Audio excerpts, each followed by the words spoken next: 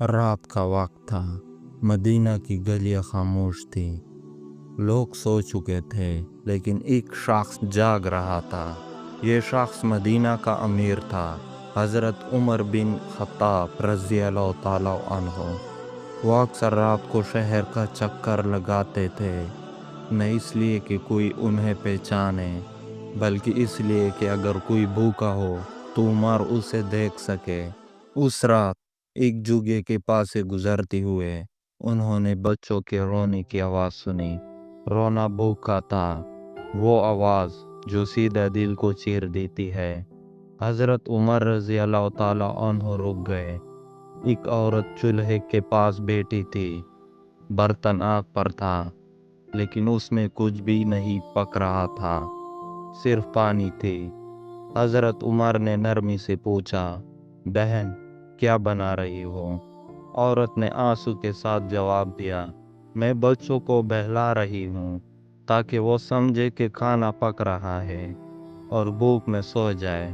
حضرت عمر کا سر جھک گیا۔ انہوں نے پھر پوچھا، تمہارا حال کس کو پتہ ہے؟ عورت بولی، صرف اللہ کو اور شاید عمر کو بھی۔ یہ لفظ تلوار کی طرح لگے۔ حضرت عمر بنا کچھ کہے وہاں سے چل دیے، لیکن وہ گھر واپس نہیں گئے۔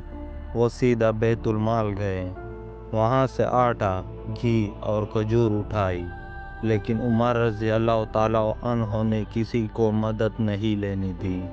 کسی نے کہا، امیر المومنین میں اٹھا لیتا ہوں۔ حضرت عمر نے کہا، کیا قیامت کے دن بھی تو میرا بوجھ اٹھائے گا؟ وہ واپس اسی جوگی میں آئے، خود آگ جلائی، خود کھانا پکایا۔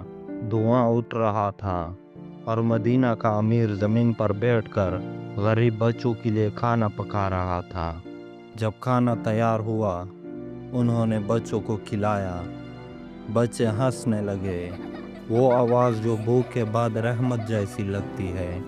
حضرت عمر وہاں کھڑے رہے جب تک بچے خوشی سے سو نہ گئے، پھر دھیمی آواز میں کہا، اگر دجلہ کے کنارے ایک کتا بھی بھوکا سویا تو عمر اس کا ذمہ دار ہوگا۔ اس رات مدینہ کا امیر جیت گیا، مگر اپنے نفس سے۔